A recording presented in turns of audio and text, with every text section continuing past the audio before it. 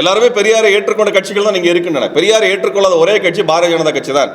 அப்ப சீமான் பெரியாரை விமர்சிக்கிறார் என்றால், பெரியார் மீது அவதூறு பேசுகிறார் என்றால், அவருக்கு யாரிடமிருந்து தனக்கு ஆதாயம் வரும் என்று எதிர்பார்க்கிறார் அப்படின்னு பார்த்தா அது பாஜக சங்கிகளிடமிருந்து, மோடியிடமிருந்து, அண்ணாமலையிடமிருந்து, RSS இடமிருந்து தனக்கு ஆதாயம் வர வேண்டும் என்பதற்காக பேசுகிறார். தமிழ்நாட்டில் எந்த கட்சியும் இப்ப பெரியாரிடம் முரண்பட்டு இருக்கலாம், ஆனால் பெரியார் மீது அவதூறு சொன்னதில்லை. அவர் சொல்லாத கருத்தை சொன்னார் என்று யாரும் பேசியதில்லை. அவர் கருத்தோடு முரண்படுவது என்பது வேறு.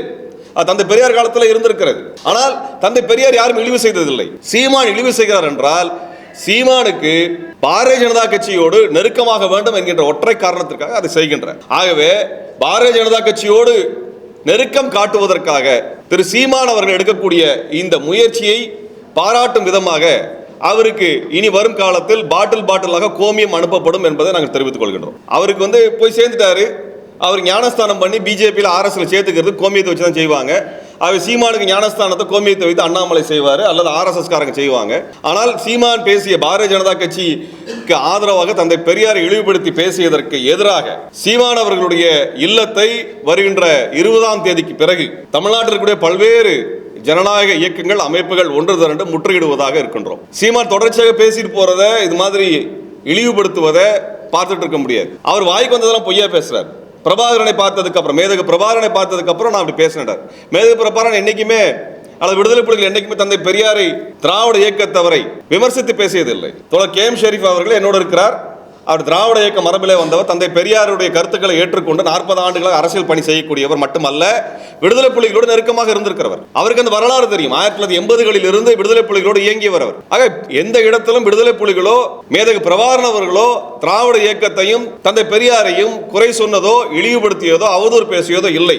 இவர் பிஜேபி காரன்ட்ட போய் பிச்சை எடுக்கிறதுக்காக ஈழ போராட்டத்தையும் இழுக்கிறார். ஆக ஈழ போராட்டத்தையும் இழிவுபடுத்துவதும், தமிழ்நாட்டில் நடந்த சுயமரியாதை போராட்டத்தை இழிவுபடுத்தும், இரண்டையுமே செய்யக்கூடிய சீமானுக்கு நாங்கள் எச்சரிக்கை விடுக்கின்றோம்.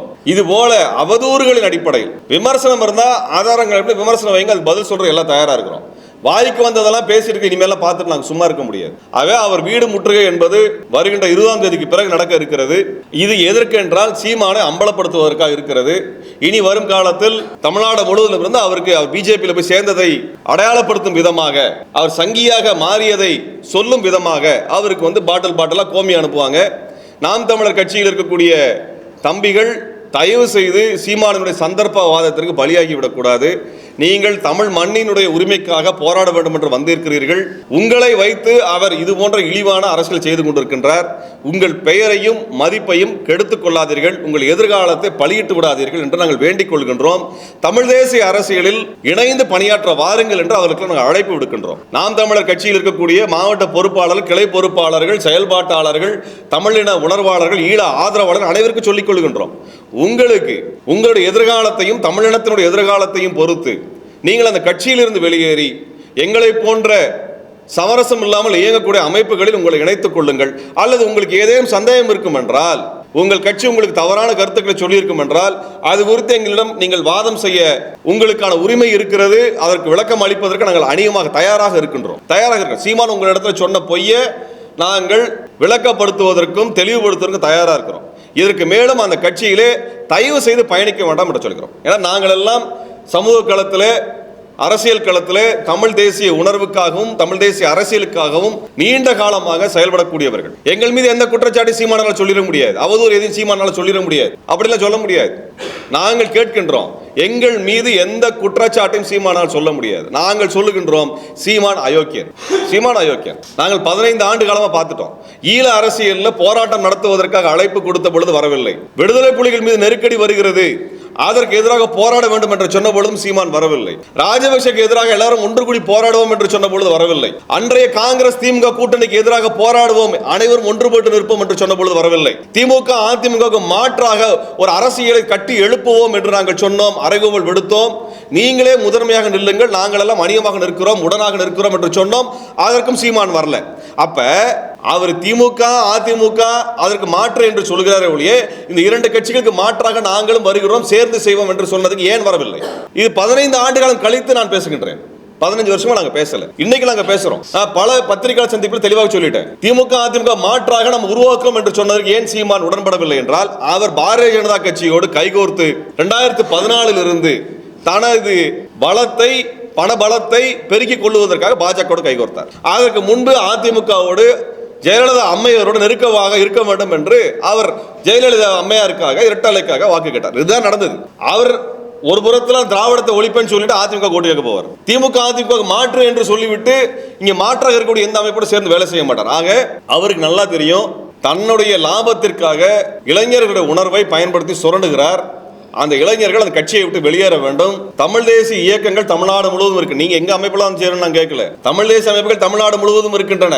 தமிழின உணர்வோடு இயங்கக்கூடியவர்கள் இருக்கிறார்கள். அவர்களிடத்தில் அவர் அடையாளங்களுங்க. அதனாலதான் சீமான் என்ன சொல்லுவாருன்னா, கட்சிக்காரங்கிட்ட வேற கட்சி கூட்டத்துக்குலாம் போகாத, வேற கட்சி தலைவர்கள் எங்க மேடல் நாங்கள் ஏற்ற மாட்டோம் சீமான் தொடர்ச்சியா பேசுறது காரணம், சீமானோட பொய் முகம் அம்பலமாகி விடும். யார் உண்மையாக உழைக்கிறார்கள், எது உண்மையான வரலாறு என்பதை தனது தொண்டர்கள் தெரிந்து கொள்ளக்கூடாது என்பதற்காக இந்த சதியை தொடர்ச்சியா செய்திருக்கிறார். அதனாலதான் சீமான் எந்த தலைவரோடும் மேடையில் ஏறுவதில்லை, பிஜேபி காரணம் தவிர. அவரை பார்த்து அண்ணாமலையை பார்த்தா மட்டும்தான் கட்டி தருவார். அப்படி எந்த இடத்திலும் தமிழினத்திற்காக போராடியவர்களோடு அவர் கைகோர்த்ததில்லை. ஆக இந்த சீமானினுடைய இந்த பித்தலாட்டத்தை தயவு செய்து இளைஞர்கள் புரிந்து கொண்டு, அவருக்கு வாக்களித்தவர்கள் புரிந்து கொண்டு, அவருடைய இந்த பித்தலாட்ட அரசியலை நீங்களும் அம்பலப்படுத்த வேண்டும் என்று நாங்கள் கேட்டுக்கொள்கின்றோம். சீமானினுடைய அரசியலை, அது தமிழ் தேசிய அரசியலை இழிவுபடுத்துவதாக இருக்கின்ற காரணத்தினால், சீமான் எங்கெல்லாம் தேர்தலிலே தனது வேட்பாளராக அவர் எங்கெல்லாம் வேட்பாளராக இறங்குகிறார்களோ அவருக்கு எதிராக தமிழ் தேசிய செயல்பாட்டாளர்கள் களமிறங்க வேண்டிய தேவை இருக்கிறது. ஏன்னா முதல்ல துரோகியை ஒழிச்சாகணும். இப்ப இந்த துரோகி எதிரியோடு நேரடி கைகோர்த்து விட்டார். சீமான் துரோகம் செய்திருக்கிறார். தமிழினத்தின் எதிரியாக பாரதிய ஜனதா கட்சி இருக்கிறது. இரண்டும் கைகோர்த்திருக்கிறார். ஆகவே இரண்டு நபர்களையும் அம்பலப்படுத்த வேண்டிய பொறுப்பு எங்களுக்கு இருக்கிறது. ஆகவே தமிழ் தேசிய செயல்பாட்டாளர்களாகிய நாங்கள் இதை வெளிப்படையாக பகிரங்கமாக சீமானுக்கு எச்சரிக்கை விடுக்கின்றோம். நாங்கள் இனிமேல் சீமான நீங்க திருத்திக்கோங்கலாம் கேள்வி கேட்கிற மாதிரிலாம் இல்லை. அவர் திருத்தினா திருத்தலனா எங்களுக்கு அதை பத்தி பிரச்சனை இல்லை. அந்த நபர் அரசியலில் இருந்து அப்புறப்படுத்தப்பட வேண்டிய, அம்பலப்படுத்த வேண்டிய நபர். நாங்க 20ஆம் தேதிக்கு பிறகு முற்றுகையிடுகின்றோம். அதற்கப்புறம் தொடர்ச்சியான செயல்பாடுகள் தெரிவிக்கப்படும். அவரிடமிருந்து தமிழ்நாட்டு இளைஞர்களை பாதுகாப்பதற்காக, அவர் செய்யக்கூடிய இந்த பித்தலாட்டத்திலிருந்து தமிழ்நாட்டு இளைஞர்களை பாதுகாப்பதற்கான பிரச்சாரங்களை தமிழ்நாடு முழுவதும் நாங்கள் எடுக்க இருக்கின்றோம். அவர் எந்த இடத்திலும் இது போன்ற அவதூறுகளை பேசினால் கடுமையான விளைவுகளையும் கடுமையான எதிர்ப்புகளையும் தமிழ்நாடு முழுவதும் அவர் எதிர்கொள்ள வேண்டியிருக்கும் என்பதையும் இச்சமயத்தில் சொல்லிக் கொள்கின்றோம். அதே சமயத்தில் திமுக அரசு, திராவிட மாடல் அரசு என்று சொல்லுகின்ற திமுக அரசு, தந்தை பெரியாரை நாங்கள் வழிகாட்டியாக வைத்திருக்கிறோம் என்று பேசுகின்ற திமுக அரசு இதுவரை சீமான் மீது நடவடிக்கை எடுக்கவில்லை. நீதிமன்றம் கேட்கிற வரைக்கும் அமைதியாக இருக்குது. அப்ப சீமானுக்கும் திமுகவுக்கு என்ன உறவு என்று நான் கேட்க வேண்டிய நிலைக்கு எங்கள் தள்ளிவிடாதீர்கள். வெளிப்படையாக சொல்றோம். யார் யாரையோ கைது பண்றீங்க, போராடுறவங்களாம் கைது பண்றீங்க. இது மாதிரியாக கீழ்த்தரமாக பேசுகின்ற சீமான் மீது இதுவரை நடவடிக்கை இல்லை.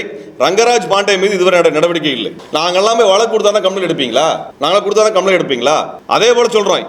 இதே இடத்துல இதே மேடையில் நாங்கள் எல்லாரும் சேர்ந்து அமரன் திரைப்படத்தில் அந்த முகுந்த் வரதராஜன் என்கின்ற அந்த ராணுவ மேஜரை தவறாக அந்த படத்தில் ஒரு நிரபராதை சுட்டுக் கொள்வதாக காட்டுகிறீர்களே, எப்படி இதை செய்தீர்கள் என்று நான் கேள்வி எழுப்பியிருந்தோம். யாருக்கு? இயக்குனருக்கு. ஆனா இங்க வந்த தமிழ் ஜனம் என்கின்ற ஒரு யூடியூபர், அவர் மேஜர் முகுந்த் வரதராஜனை நான் போர் குற்றவாளி என்று நான் சொன்னதாக படம் போட்டு செய்தியை பரப்பி தமிழ்நாடு முழுவதும் செய்தியை பரப்பி அதற்கு எதிரான பல்வேறு மிரட்டல்களை கொண்டு வந்தாங்க. இது கண்ணு முன்னாடி நடந்தது. இதே இடத்துல இதே மேடையில் அந்த வீடியோ எல்லாரும் பார்த்திருக்கிறீங்க. அந்த யூடியூப் சேனல் பிஜேபியினுடைய RSS யூடியூப் சேனல், விஜயபாரதம் என்கின்ற RSS யூடியூப் சேனல், தமிழ் ஜனம் என்கின்ற சேனல் இந்த செய்தியை பரப்புச்சு. எல்லாருக்கும் தெரியும். நீங்க எல்லாம் சாட்சியா இருக்கிறீங்க. கண்ணு முன்னாடி நடக்கக்கூடிய இந்த பத்திரிகையாளர் சந்திப்பு வீடியோவா எவிடன்ஸா எல்லா இடத்துலயும் இருக்குது. அதைவே கண்ணு முன்னாடி மாத்தி பொய் பரப்பக்கூடிய இந்த பிஜேபியினுடைய அவதூறை வைத்துக் கொண்டு சீமான் பேசுகிறார் என்றால் எப்படி நாங்க பார்த்து சும்மா இருக்கிறோம்? அந்த யூடியூபர் மேல வழக்கு பதிவு பண்ணியிருக்கோம். இந்த மாரிதாஸ் என்கின்ற ஒருவர் தொடர்ச்சியாக பொய் செய்தியை பரப்புறார். அவர் மேலே நாங்கள் வழக்கு கொடுத்திருக்கோம். இதுவரைக்கும் திமுக அரசு எந்த நடவடிக்கை எடுக்கல. திமுக அரசு பார்க்கிறோம். உங்களுக்கு நீங்க பிஜேபி காரர்களை இந்த அவதூறு பரப்புறவரை பாதுகாப்பதற்கான காரணம் என்ன என்று திமுக அரசு சொல்லணும். திமுக அரசு சொல்லணும். இங்க இருக்க செயல்பாட்டாளர் மீது எல்லாம் அவதூறு பரப்பும்போது கை கட்டி வேடிக்கை பார்ப்பதற்கு திமுக அரசு எதற்கு? எதுக்கு இருக்கிறீங்க? காவல்துறையில வேலை செய்யாதா? அப்ப இந்த அவதூறு பரப்பக்கூடியவர்களை பாதுகாப்பதற்கான சூழலை நாங்கள் பார்க்கின்றோம். நேற்றுக்கு வேலூர்ல போய் கம்ப்ளைண்ட் கொடுக்க போன திராவிட விடுதலை கழக தோழர்களை மிக கடுமையாக அந்த மாவட்ட டிஎஸ்பி நடத்தியதாக அவங்க அதிகாரப்பூர்வமாக அறிக்கை வெளியிட்டிருக்கிறார்கள். எதுக்கு? சீமான் மேல வழக்கு பதிவு பண்ணுங்க கம்ப்ளைண்ட் கொடுத்ததற்கு. அப்ப நாங்க என்ன கேட்கிறோம்னா, இது என்ன விதமான சட்ட ஒழுங்கு அல்லது காவல்துறையினுடைய செயல்பாடு இருக்கிறது கேள்வி எழுப்ப விரும்புகின்றோம். ஆகவே ஒருபுறம் சீமானினுடைய இந்த அவதூறுக்கு கடுமையான எதிர்ப்பையும், வருகின்ற 20ஆம் தேதிக்கு பிறகு ஒரு தேதியில முற்றுகை போராட்டத்தை, அவர் இல்ல முற்றுகை போராட்டம் தமிழ்நாடு இருக்கக்கூடிய முற்போக்கு ஜனநாயக அமைப்புகள் இணைந்து நடத்த இருக்கின்றோம். அவருக்கு கோமியம் அனுப்புகின்ற பணியையும் தோழர்கள் செய்வார்கள். அவர் கோமியத்தை குடித்து விட்டு அண்ணாமலையோடும் அவருக்கு நண்பராக இருக்கக்கூடிய இதர பாஜகவினரும் சேர்ந்து கோமியத்தை குடிச்சிட்டு இதுக்கப்புறம் அவர் என்ன வேணா பேசுறதெல்லாம் பேசட்டும். ஏன்னா அவருக்கு சாப்பாடு ரொம்ப பிடிக்கும், குடிக்கிறது ரொம்ப பிடிக்கும். அதனால கோமியத்தை குடிச்சிட்டு இதுமேல் இப்போ என்ன வாய்க்கு வர போய் அவர் பேசுறத பத்தி எங்களுக்கு எந்த வருத்தமும் கிடையாது. ஆனால் தமிழ்நாட்டு மக்கள் அவர் பாரதிய ஜனதா கட்சியோட முகவர் என்பதை தயவு செய்து புரிந்து கொள்ளுங்கள் என்பதற்காகத்தான் அதை சொல்லுகின்றோம். தொடர்ச்சியாக போராட்டம் நடக்கும் என்பதை இச்சமயத்தில் தெரிவித்துக் கொள்கிறோம். ரங்கராஜ் பாண்டேவின் மீதும் நடவடிக்கை இருக்க வேண்டும் என்பதை சொல்லிக் கொள்கின்றோம். விமர்சனம் இல்லைங்க, அவதூறு.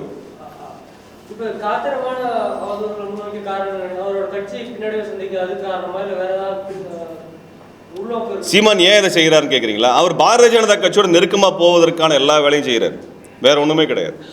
அவர் ஆளுநரை பாதுகாக்கணும். அவர் இப்போ யூஜிசியில் வந்திருக்கக்கூடிய அந்த திருத்த சட்டம் தமிழ்நாடு கல்லூரியும் பல்கலைக்கழகமும் இனிமேல் மாணவர்களுக்கு டிகிரி கொடுக்க முடியாது என்று கொண்டு வந்திருக்கிறார்கள். சரிங்களா? அப்போ இன்னைக்கு தமிழ்நாட்டில் படிக்கக்கூடிய லட்சக்கணக்கான மாணவர்களுக்கு டிகிரி கிடைக்காது. அதை எதிர்த்து போராட்டம் நடக்க ஆரம்பிச்சிருக்கிறது, தீவிரமான போராட்டம் நடக்க ஆரம்பித்திருக்கிறது. இதிலிருந்து மடைமாற்றுவதற்காக ஆளுநரையும் மோடி அரசையும் அண்ணாமலையை பாதுகாப்பதற்காக இது செய்கிறார். இது தவிர பிஜேபி நெருக்கமாக இருக்கலாம், அவர் கூட்டணி வைக்கலாம், அல்லது தூரமாக நின்று கொண்டு பிஜேபிக்காக வேலை செய்யலாம், வேற ஒன்றுமே கிடையாது. இவர் பிஜேபிக்காரங்க அண்ணா தந்தை பெரியார் சிலை உடைப்பேன்னு பேசுறது கடுமையான எதிர்வினை வந்ததுக்கு அப்புறம் வாய மூடிட்டு இருக்கிறாங்க. அதற்கு மாற்றாக இப்பொழுது சீமான் பேச ஆரம்பிச்சிருக்கிறாரு. அங்க என்ன எதிர்வினை இருந்தது, அவரோட 2 மடங்கு எதிர்வினை சீமான் எதிர்கொள்ள வேண்டியிருக்கு.